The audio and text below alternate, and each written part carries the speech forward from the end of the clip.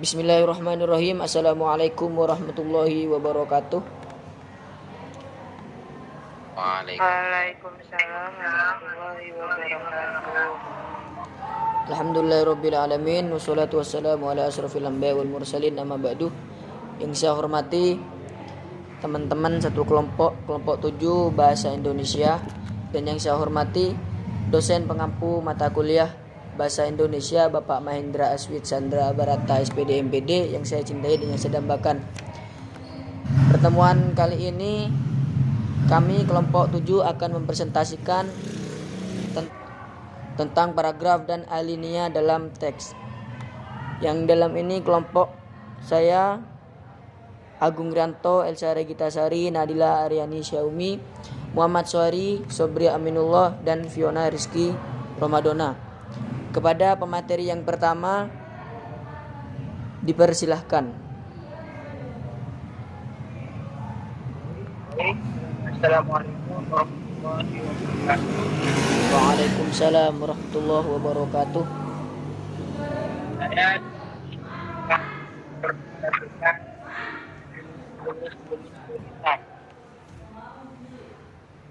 Jenis-jenis tulisan tak hanya di bangku sekolah. Nyatanya kemampuan menulis juga dibutuhkan dalam dunia kerja. Beberapa posisi dalam pekerjaan sangat bergantung pada kemampuan menulis. Bahkan beberapa orang menjadikan hobi menulis sebagai bentuk ekspresinya yang dituangkan jadi karya tulis yang enak dibaca semua orang. Langsung saja 8 jenis tulisan. Salah satunya jurnal. Jenis tulisan pertama adalah jurnal. Jurnal merupakan catatan tertulis harian berdasarkan suatu kejadian, pengalaman, dan pengamatan yang dialami penulis. Jurnal biasanya bersifat terbatas yang hanya digunakan untuk koleksi pribadi, namun tidak menutup kemungkinan jurnal juga dibagikan kepada orang lain. 2. Diksi. Jenis tulisan diksi mungkin paling sering dikerjakan ketika di bangku sekolah. Diksi atau karangan biasanya ditulis dengan tema tertentu dalam bentuk prosa atau berupa analisa, spekulasi atau informasi yang bersifat tidak sebenarnya. 3. Fabel. Fabel adalah jenis tulisan yang mengandung cerita hewan yang berperilaku dan berbicara seperti orang. Fabel juga biasa dikelompokkan ke dalam dongeng anak-anak, misalnya dongeng si kancil mencuri timun, si kancil dan buaya, timun mas, dan banyak yang lainnya. 4. Deskripsi. Jenis tulisan deskripsi dapat berupa tulisan fiksi dan non-fiksi. Isi ceritanya tidak terbatas tema. Deskripsi menceritakan tentang orang-orang atau peristiwa yang tidak nyata. Sementara itu non-fiksi adalah setiap cerita yang informatif yang berfungsi sebagai gambaran topik dan pilihan. 5. Autobiografi. Jenis tulisan autobiografi merupakan sebuah tulisan yang menceritakan tentang cerita atau kisah kehidupan seseorang yang ditulis oleh orang yang sama. Dengan kata lain, penulis autobiografi menceritakan kisahnya sendiri. 6. Karya tulis ilmiah. Karya tulis ilmiah atau yang biasa disebut karya ilmiah adalah laporan tertulis yang menyajikan hasil temuan atau penelitian sang penulis. Pada beberapa jenis karya tulis ilmiah, pengkajian atau analisis harus berdasarkan teori yang telah ditelurkan para ahli dunia sehingga hasilnya layak untuk dipertanggungjawabkan. 7. Puisi. Puisi merupakan salah satu karya sastra yang banyak digemari orang. Mulai dari usia belia, remaja hingga orang tua. Para penyuka sastra pasti sudah tak asing lagi untuk mengenali apa itu puisi. Puisi adalah salah satu media yang sering digunakan untuk menyampaikan pesan. Isi dari pesan ini bisa berupa suatu ungkapan atau sebuah pesan dari seseorang ke orang lain. 8. Surat. Surat juga termasuk dalam jenis tulisan yang umum ditemui. Surat adalah sarana komunikasi untuk menyampaikan informasi berupa teks tertulis. Menulis surat dapat dilakukan dengan tulisan dengan tangan maupun melalui mesin ketik yang kemudian dicetak. Lalu lanjut, surat dapat dikelompokkan menjadi surat resmi dan surat tidak resmi. Demikian presentasi dari saya. Assalamualaikum warahmatullahi wabarakatuh. Waalaikumsalam warahmatullahi wabarakatuh.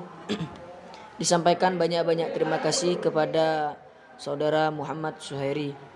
Kepada pemateri selanjutnya, pemateri yang kedua tentang pengertian ringkasan, abstrak, dan sintesis. Kepada pemateri dipersilahkan.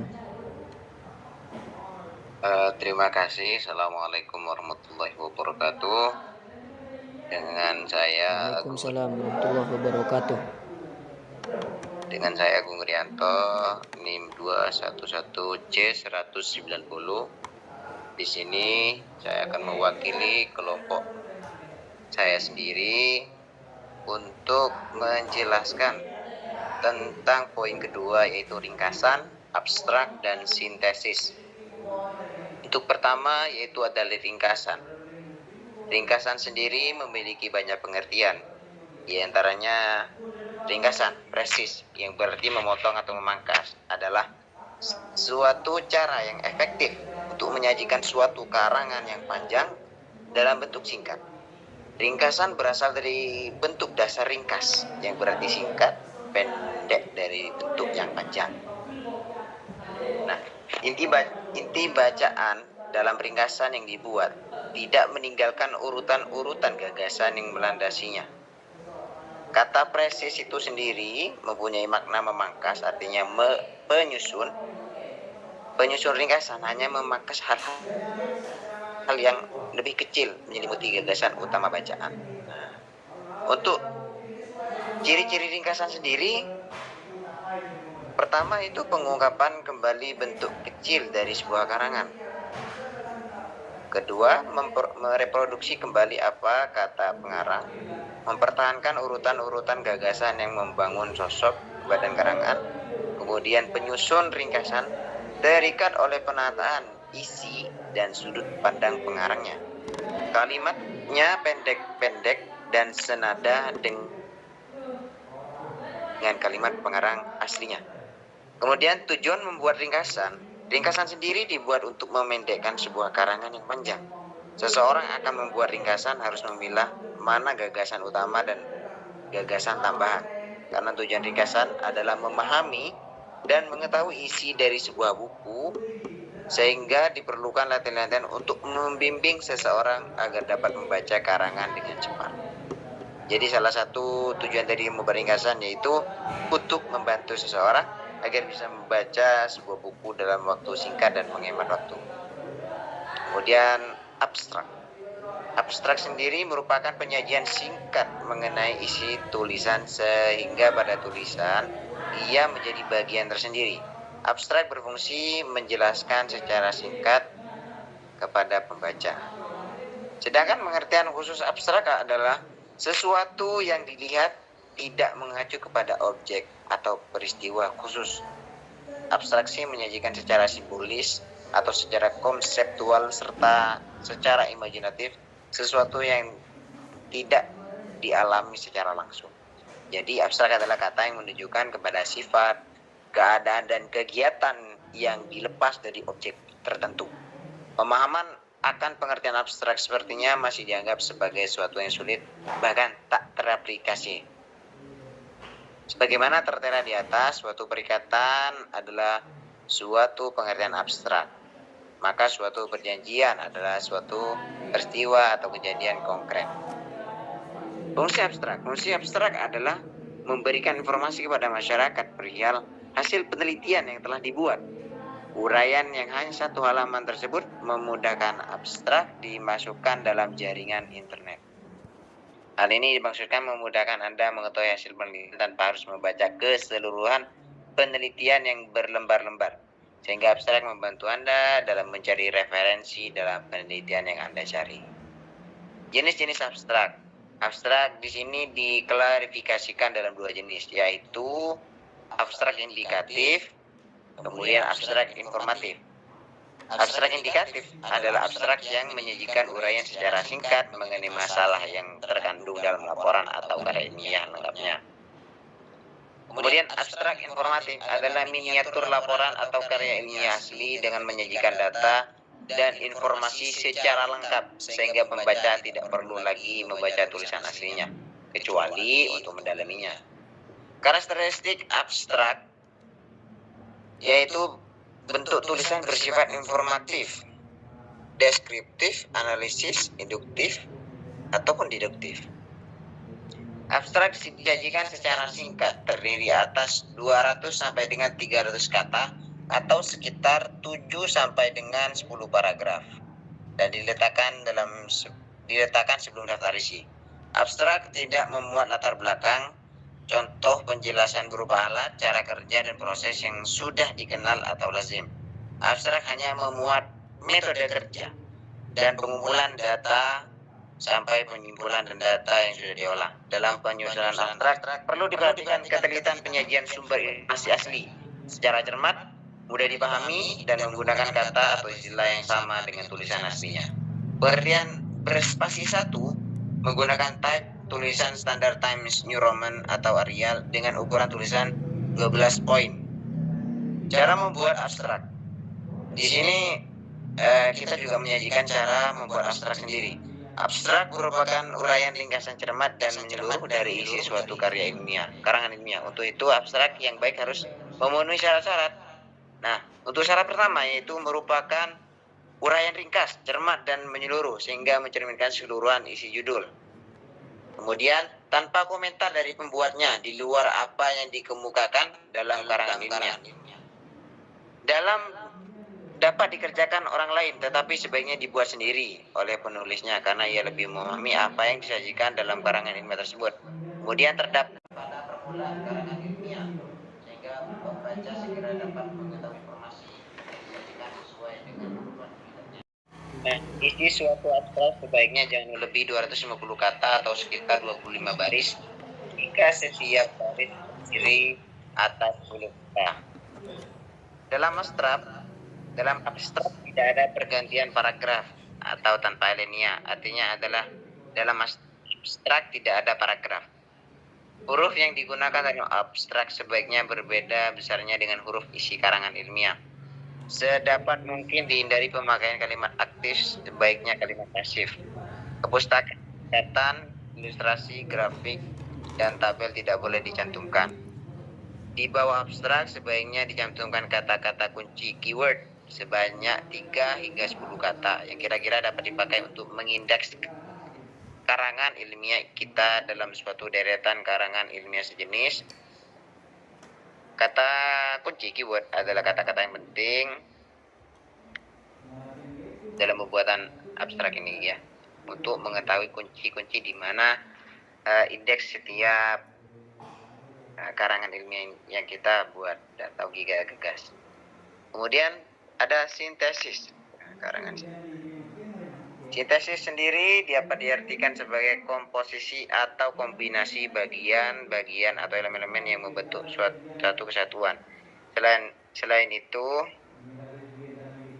sintesis juga dapat diartikan sebagai kombinasi konsep yang berlainan menjadi satu secara koheren dan penalaran induktif atau kombinasi dialektika dari tesis dan antitesis untuk memperoleh kebenaran yang lebih tinggi. Dalam Kamus Besar Indonesia 2003, sintesis diartikan sebagai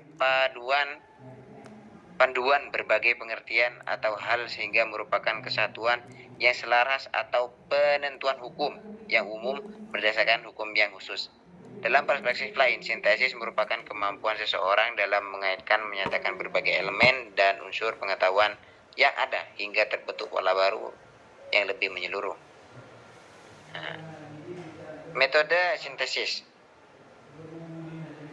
melakukan penggabungan sebuah pengetahuan menyusun satu pandangan dunia. Beberapa contoh dari sintetik adalah langit itu biru, Budi adalah pria yang menyebalkan, anjing itu galak, jerapah memiliki 4 kaki. Sintesis menggabungkan atau mengkompromikan dari pernyataan satu kepada pernyataan lain untuk memperoleh kesimpulan yang komprehensif. Contoh, ilmu adalah aktivitas, ilmu adalah metode, ilmu adalah produk. Kesimpulan, ilmu adalah aktivitas, metode, dan produk. Sedangkan sintesis dalam penulisan karya ilmiah pada dasarnya sintesis adalah merangkum intisari bacaan yang berasal dari beberapa sumber. Kegiatan ini harus memperhatikan data publikasi atau atas sumber-sumber yang digunakan.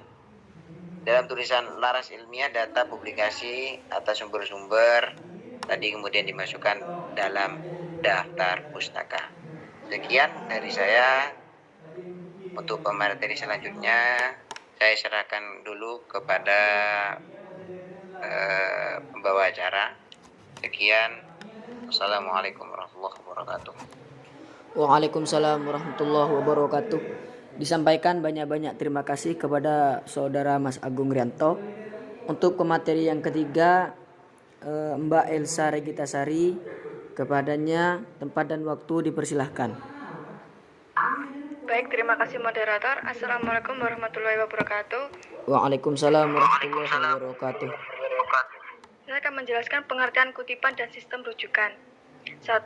Kutipan. Kutipan adalah bagian dari pernyataan, pendapat, buah pikiran, definisi, rumusan, atau hasil penelitian dari penulis lain atau penulis sendiri yang telah terdokumentasi. Kutipan dilakukan apabila penulis sudah memperoleh sebuah kerangka berpikir yang mantap. Jika belum, hasilnya akan merupakan karya suntingan, yaitu susun dan gunting menurut Kraft 1997.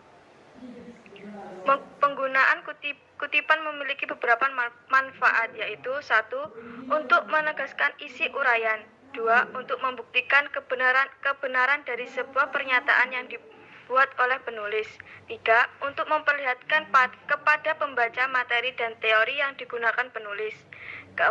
Untuk mengkaji interpretasi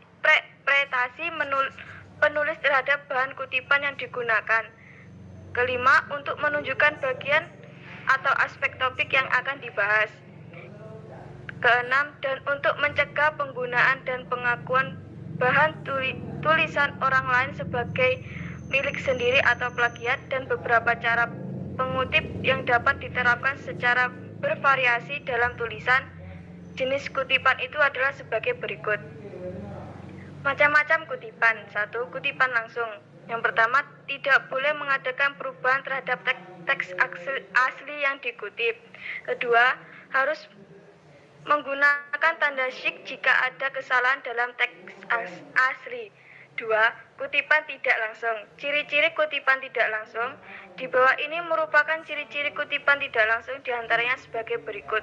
Mengalami perubahan kalimat pada teks yang dikutip.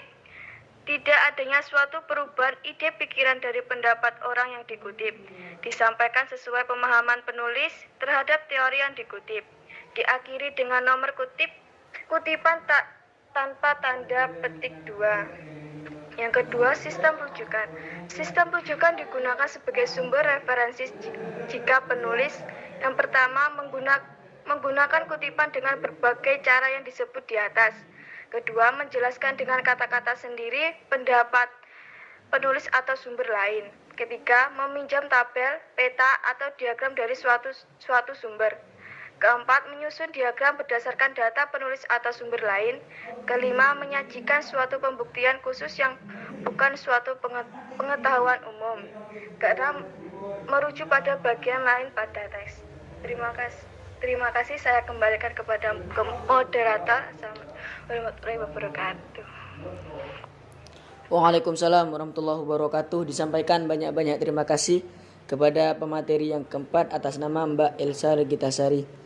Untuk pemateri yang selanjutnya atas nama Nadila, kepadanya tempat dan waktu dipersilahkan.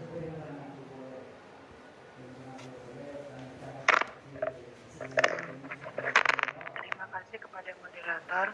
Di sini saya akan menjelaskan tentang daftar pustaka.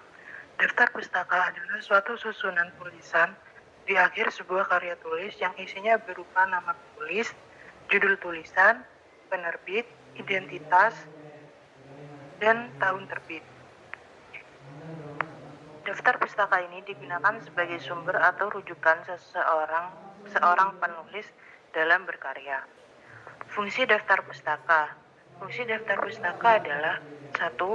Membantu pembaca mengenal ruang lingkup studi penulis. 2. Memberi informasi kepada pembaca untuk memperoleh pengetahuan yang lebih lengkap dan mendalam tentang kutipan yang digunakan oleh penulis. 3.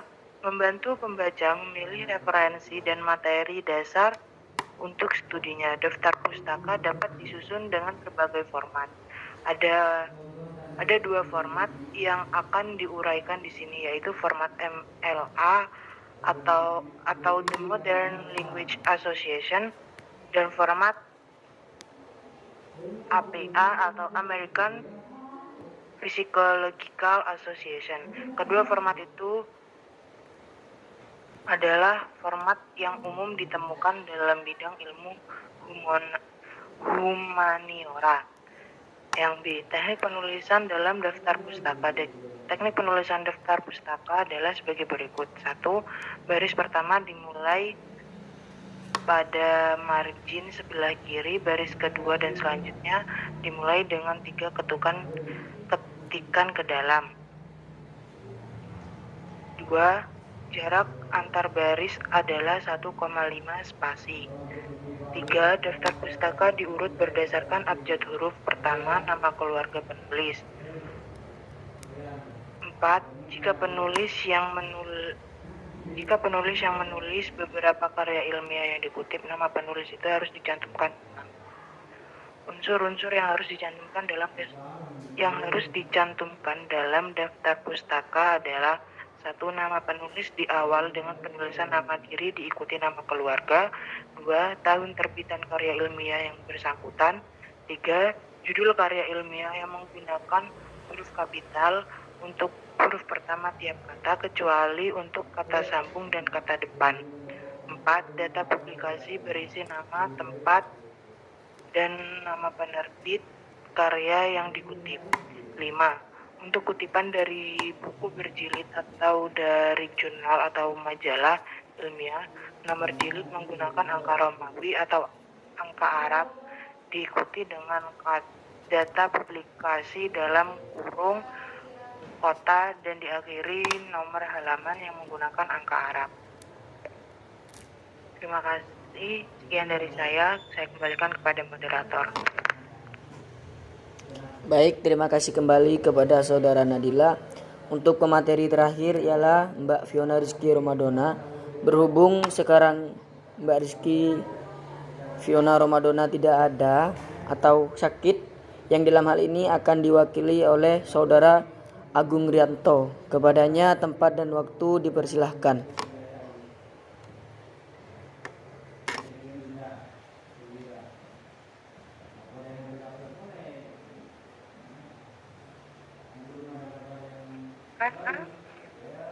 Nggih dalam. Kan Nadila yang gantiin. Nggih lupa, mohon maaf. Kepada Mbak Nadila dipersilahkan untuk mengganti Fiona Rizky Romadona. Kepadanya dipersilahkan. Di sini saya akan menjelaskan tentang topik tujuan tesis dan kerangka karangan.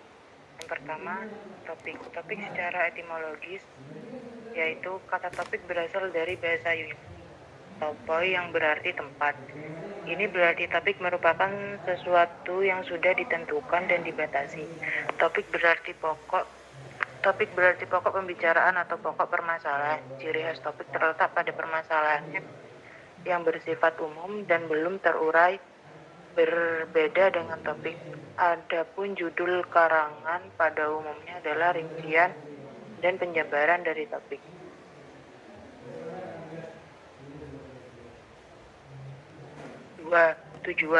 Tujuan adalah sasaran yang hendak dicapai penulis berdasarkan topik, sehingga tujuan itu mempersempit atau membatasi topik. Tujuan dari topik itu adalah sasaran yang akan dicapai penulis berdasarkan topiknya.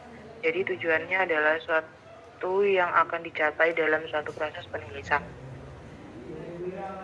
Tujuan harus dapat membatasi topik agar tidak berlarut-larut atau melebar. Tujuan lainnya bisa menjadi rambu bagi topik agar tidak menyimpang dari pembahasan atau permasalahan. 3. Tesis. Tesis adalah perumusan topik dan tujuan dalam bentuk kalimat dengan menonjolkan topiknya sebagai pokok pembahasan. Tesis lebih menonjolkan topik daripada tujuan dengan maksud penulisan karangan ilmiah melakukan analisis, interpretasi, dan sintesis. Dalam proses penulisan karangan ilmiah, tesis merupakan payung bagi tahapan penulisan ilmiah.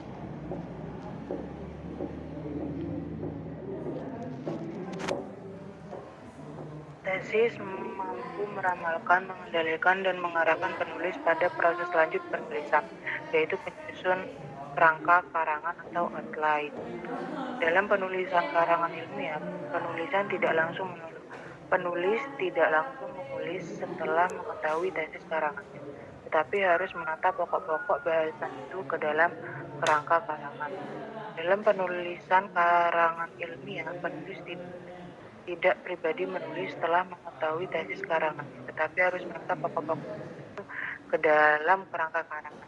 Tesis yaitu adonan antara topik karangan dan tujuan karangan.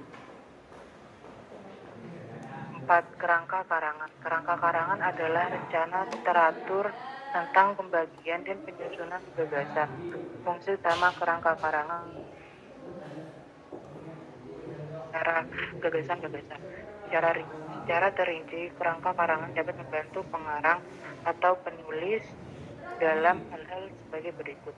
A. Kerangka karangan akan mempermudah pengarang menuliskan karangannya dan dapat mencegah pengarang oleh suatu ide sampai 2 kali, serta mencegah pengarang keluar dari sasaran yang sudah ditetapkan. B. Kerangka karangan akan membantu pengarang mengatur atau menetapkan klimaks yang berbeda-beda di dalam karangan. C. Bila kerangka karangan telah rapi tersusun, berarti separuh karangan sudah selesai karena semua ide sudah dikumpul, dirinci, dan diruntun dengan teratur. Di kerangka karangan merupakan miniatur dan keseluruhan karangan. 1. Bentuk-bentuk kerangka karangan. Bentuk kerangka karangan ada 2 macam, yaitu kerangka topik. Kerangka topik terdiri atas kata, frasa, klausa yang ditandai dengan kode yang sudah lazim untuk menyatakan hubungan antar gagasan. 2. Kerangka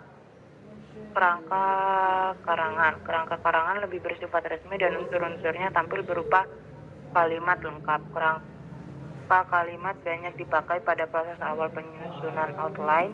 Jadi kerangka dapat saja berbentuk gabungan kerangka kalimat dan kerangka topik. Hubungan di antara gagasan yang ditujukan oleh kerangka dinyatakan dengan serangkaian kode berupa huruf atau angka. Huruf dan angka. Agar kerangka terstruktur rapi, pengarang harus membagi-bagi gagasan dan menempatkannya demikian rupa dalam bab dan subbab.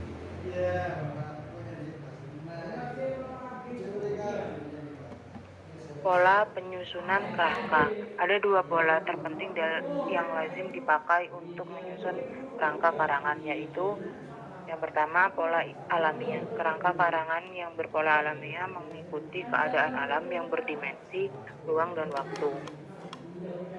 Yang kedua, pola logis. Pola logis memakai pendekatan berdasarkan cara berpikir manusia. Cara berpikir ada beberapa macam dan pendekatannya berbeda-beda tergantung sudut pandang dan tanggapan penulis terhadap topik yang akan ditulis.